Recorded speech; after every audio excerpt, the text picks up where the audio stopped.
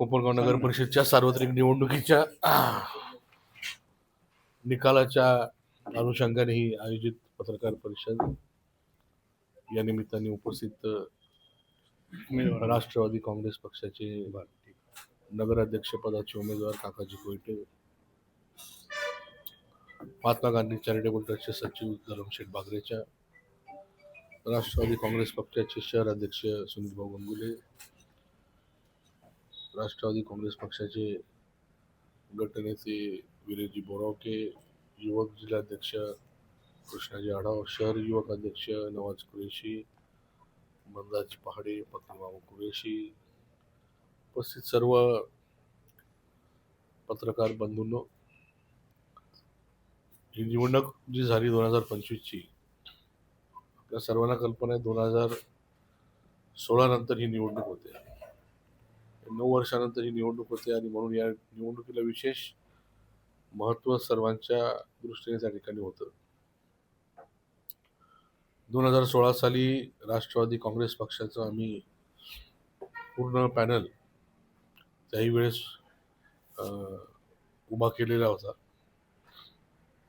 त्यावेळेस 7 सदस्य आमचे निवडून आले होते, बाकीचे पराभूत झाले होते. नगराध्यक्ष हे सुद्धा पराभूत झाले होते आणि त्यावेळेस नगराध्यक्ष हे अपक्ष विजयरावजी वाढणे त्या ठिकाणी निवडून आले होते. खाली भारतीय जनता पार्टी आणि शिवसेनेची मेजॉरिटी होती म्हणून त्यांचं उपनगराध्यक्ष त्यांनी केला होता. आता 2025ला यावेळेस सुद्धा आम्ही पूर्ण राष्ट्रवादी काँग्रेस पक्षाचं पॅनल उभं केलं. मागच्या पेक्षा काकांच्या बरोबर काकांना नगराध्यक्ष पदाचे उमेदवार म्हणून आणि जे काही आमची कार्यकर्त्यांची संख्या असेल किंवा काय उमेदवार असतील त्याच्यामधून 11 सीटं आता निवडून आलेले, 3 सीटं थोड्या मताने त्या ठिकाणी पराभूत झालेले. म्हणून मागच्या वेळेपेक्षा चांगली परिस्थिती या ठिकाणी पार्टीची नगरपालिकेमध्ये आहे असं म्हटलं तर आकडेवारीमध्ये काही चुकीचं ठरणार नाही. कारण नगराध्यक्ष पदाचे उमेदवार काकाजींनी सांगितलं का 409 मतं, 0.94% 0.94% एवढं मताधिक्य फक्त कमी पडले. त्याला कारण काय वगैरे सगळं त्यांनी सांगितलेलं आहे. आता नगराध्यक्ष आणि खाली 19 नगरसेवक सत्ताधारी गटाचे आहे. त्याच्यामध्ये भारतीय जनता पार्टीचे आणि लोकसेवा आघाडीचे आणि एक अपक्ष असे एकत्रित संख्या त्यांची आहे. त्याच्यामध्ये 4 लोकसेवा आघाडीचे आहे, 4च आहे ना, आणि एक अपक्ष आहे. तर मागच्या वेळेस पण आम्ही विजयरावजी वहाडणे यांना बिनशर्त पाठिंबा विकासाच्या मुद्द्यावर त्या ठिकाणी दिलेला होता.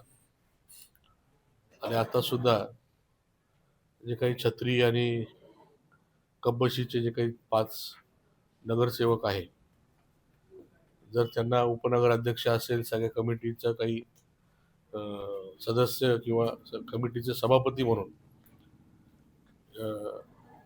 त्यांना सगळीकडे संधी पाहिजे, तर त्यासाठी आमचा बिनशर्त पाठिंबा त्यांना राहील. त्यांचे 5 आणि आम्ही 11. आता त्यांनी काय मला विचारलेलं नाही, पण मी स्वतःहून शहर विकासाच्या दृष्टीने आता नगराध्यक्ष बीजेपीचा आहे आणि जर समतोल ठेवायचा असेल तर खाली बाकीच्या लोकांनी एकत्रित येऊन उपनगराध्यक्ष असेल, सभापती असेल, कोण असेल, काय ठरवायचं तो त्यांचा अधिकार, पण त्या सर्व निर्णयाला आमचा पाठिंबा राहील आणि एक समतोल शहरामध्ये राहील. कुठले विकास कामं असतील ही योग्य पद्धतीने होण्यासाठी कुठल्याही ठरावाला काही त्या ठिकाणी विरोध होऊ नये. तर आतापर्यंत प्रत्येक गोष्ट कोर्टामध्ये न्यायची किंवा सभागृहामध्ये विनाकारण विरोध करायची, कामं लांबवायची, नागरिकांना त्या ठिकाणी झुलत ठेवायचं, अशा पद्धतीचं राजकारण मागच्या काळामध्ये झालेलं आहे. आणि म्हणून ही व्यवस्था किंवा हा पर्याय आम्ही त्या 5 नगरसेवकांना त्या ठिकाणी देऊ इच्छितो. घेतलं तर ठीक, नाही तर आम्ही एक विरोधी पक्षाचा जो काही रोल लोकशाहीमध्ये असतो, तो प्रामाणिकपणे सर्व नगरसेवक त्या ठिकाणी पार पाडतील. जनतेचे प्रश्न त्या ठिकाणी मांडतील. शहराचे जे काही अडचणी आहे, याच्यावर काय काय कामकाज किंवा काय काय करणं गरजेचं आहे, याच्यावर ते विषय मांडतील आणि प्रामाणिकपणे 5 वर्ष त्या ठिकाणी विरोधी पक्ष म्हणून त्या ठिकाणी काम करतील. बाकी ह्या निकालाचा आणि विधानसभेचा अर्थार्थी काही संबंध नाही. 2016 साली आमचे 7च सदस्य होते, तरी देखील 2019ला याच लोकांनी, मतदारांनी मला शहरामधून 2,500चं मताधिक्य देऊन आणि पूर्ण मतदारसंघामधून 822 मतांनी त्या ठिकाणी आमदार केलेलं होतं. त्याच्यामुळं प्रत्येक निवडणूक वेगळी असते. कुठल्या निवडणुकीचा संबंध लावण्याचं काही कारण नाही. मध्यंतरीच्या काळामध्ये 2021ला नगर परिषद सगळ्या निवडणुका होणं अपेक्षित होतं, पण त्याच्यात झालं नाही.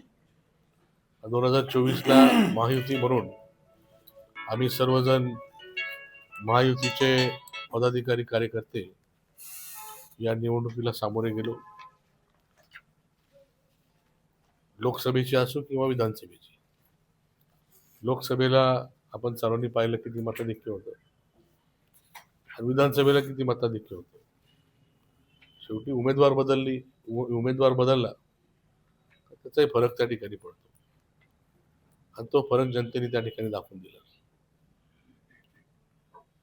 जे काही कामं मागच्या 5 वर्षामध्ये झाली, त्या कामाच्या आधारे एवढं मताधिक्य मिळालं. आणि हे सर्व इतर पक्षातले लोक असतील, जे विधानसभेला इच्छुक असतील, त्यांनी ही परिस्थिती पाहून रिव्हर्स गिअर टाकला. त्याच्यामुळं कोणी काही हवेत राहायचं काही कारण नाही. शेवटी जनता शून्य आहे. कोण काय काम करतं हे सगळं पाहते. निवडणुकीचा निकाल काही जरी लागला तर पुढच्या 4 वर्षामध्ये जी जबाबदारी जनतेने मला दिलेली आहे, ती प्रामाणिकपणे पार पाडून जनतेचे प्रश्न, जनतेच्या अडचणी त्या ठिकाणी मी सोडवणार आहे. त्यासाठी जे काही करावं लागेल ते करणार आहे. त्यामुळे निश्चितपणाने पुढच्या निवडणुकीची तयारी चांगल्या पद्धतीने होऊन पुढच्या 2029च्या निवडणुकीसाठी कुठल्या प्रकारची अडचण येणार नाही, याची काळजी आम्ही सर्वजण घेऊ.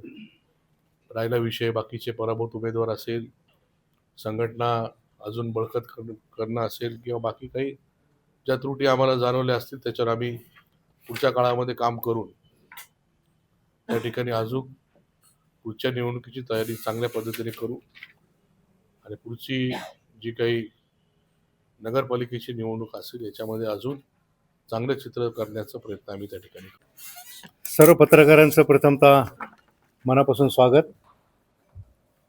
त्याचप्रमाणे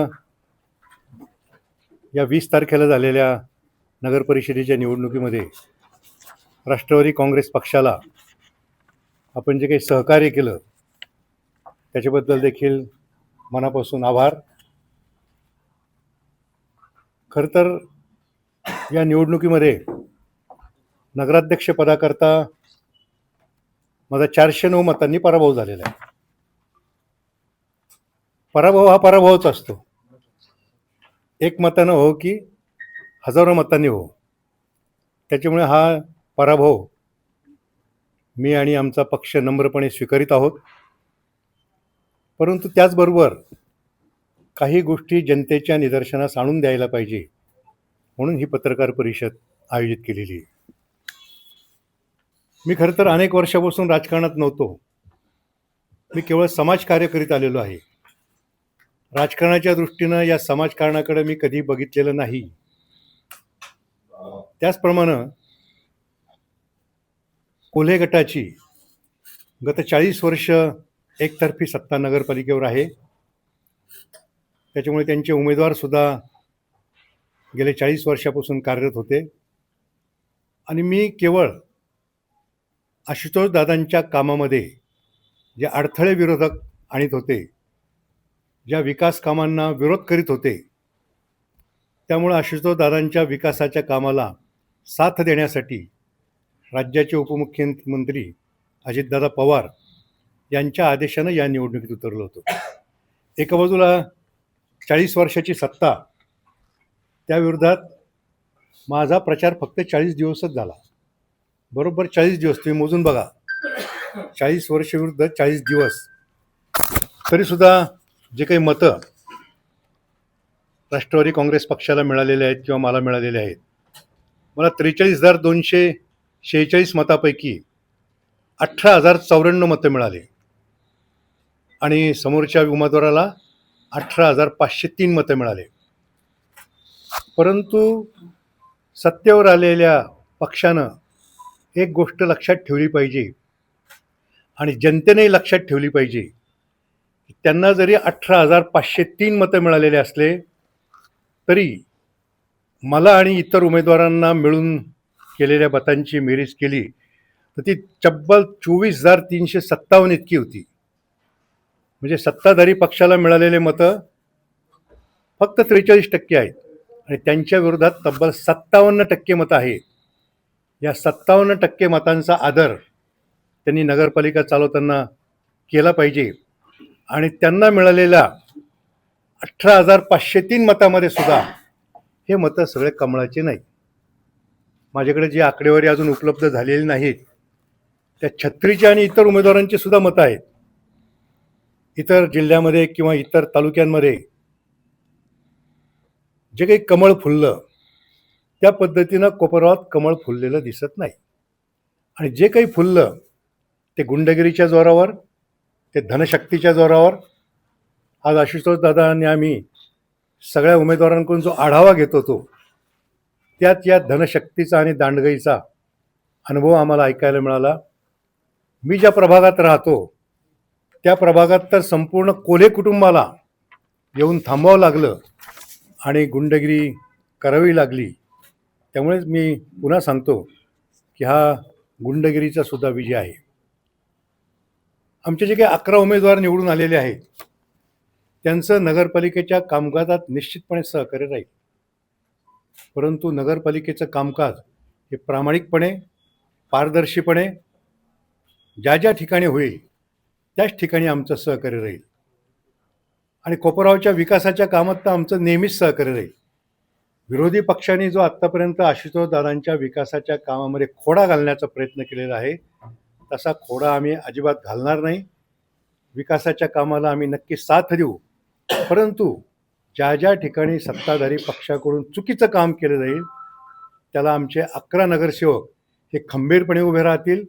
त्याचबरोबर राष्ट्रवादी काँग्रेसचे कार्यकर्ते हे सुद्धा शहरामधून त्याला खंबीरपणे विरोध करतील, याची नोंद विरोधी पक्षांनी घ्यावी, असं या पत्रकार परिषदेमध्ये माझं सर्वांना आव्हान आहे. आणखी एक बाब मी निदर्शनाला आणून देऊ इच्छितो की या निवडणुकीमध्ये समता या नावाला टार्गेट केलं गेलं. ही निवडणूक काही समता पतसंस्थेची नव्हती, परंतु काही थकबाकीदारांना हाताशी धरून, जे थकबाकीदार गुन्हेगार आहेत, ज्या थकबाकीदारांनी पतसंस्था अडचणीत आणण्याचा प्रयत्न केला, त्यांना हाताशी धरून विरोधकांनी माझी बदनामी करण्याचा प्रयत्न केला. अर्थात त्यांनी किती बदनामी केली मी ठामपणे सांगू इच्छितो की समताच्या ठेवीदारांचा विश्वास हा आमच्यावर अटळ आहे. आणि थकबाकीदारांवर जे काही आम्ही कारवाई करतो किंवा जी काही वसुलीची कठोर कारवाई करतो ती ठेवीदारांच्या हिताकरता करतो. ठेवीदारांच्या ठेवींचं रक्षण झालं पाहिजे त्याकरता थकबाकीदारांवर आम्ही कारवाई करतो. आणि ती कारवाई याच्या पुढं सुद्धा खंबीरपणे, कठोरपणे, परंतु कायदेशीररित्या चालूच राहील.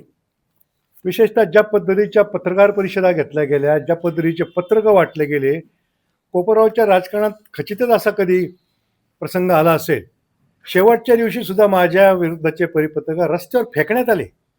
घरात वाटा ना तुम्ही, रस्त्यावर फेकण्यात आली परिपत्रकं. आणि अशा पद्धतीनं समताला जो बदनाम करण्याचा प्रयत्न केला गेला, त्यामधून मला मुद्दाम सांगावं असं वाटतं की समता पतसंस्थेच्या ठेवीदारांना लिक्विडिटी बेस्ड प्रोटेक्शन स्कीमचं अभेद्य कवच आहे. आम्ही त्याला नेहमीच म्हणत आलेलो आहे की समता पतसंस्थेच्या ठेवीदारांना अभेद्य सुरक्षा कवच आहे आणि त्या सुरक्षा कवचाला कुठे देखील धक्का पोहोचलेला नाही. आजही समता पतसंस्थेच्या 99.28% ठेवीदारांच्या 55 लाख रुपयापर्यंतच्या ठेवी सुरक्षित आहे. ही विरोधकांना आम्ही दिलेली काय म्हणणार त्याला उत्तर आहे. विरोधकांनी आमच्यावर किती जरी टीका केली त्याला ठेवीदारांनीच उत्तर दिलेलं आहे. त्याच्यामुळे समताचं हे अभेद्य सुरक्षा कवच आहे. यापूर्वी खरं तर मला 3 ते 4 वेळा निवडणुकीच्या पराभवाला सामोरं जावं लागेल. नगराध्यक्षपदाच्या निवडणुकीला मी काही एक व्हिडिओ प्रकाशित केला होता, त्याच्यामधून कसे मला धोके देऊन मला पराभवाला सामोरं जावं लागलं हे तुम्ही सगळ्यांनी ऐकलं असेल. यावेळी जो पराभव झाला, अशा प्रकारची धनशक्ती आणि दंडुकेशाही यापूर्वीच्या कोणत्याही निवडणुकीत मला पाहावयास मिळालेली नाही. परंतु या गुंडशाहीला देखील आम्ही निश्चितपणे पुरून उरणार आहोत.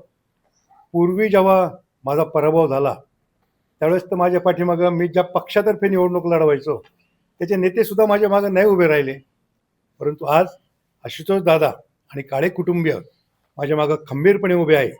त्याच्यामुळे मला हे जनतेची लढाई, यापूर्वी जसं समाजकारण माझं चालू होतं, आता तर मला काळे परिवाराची साथ मिळाली समाजकारण करायला. तर हे माझं समाजकारण काळे परिवाराच्या माध्यमातून, राष्ट्रवादी काँग्रेस पक्षाच्या सर्व पदाधिकाऱ्यांच्या माध्यमातून आणि जनतेच्या पाठिंब्यावर निश्चितच चालू राहणार आहे.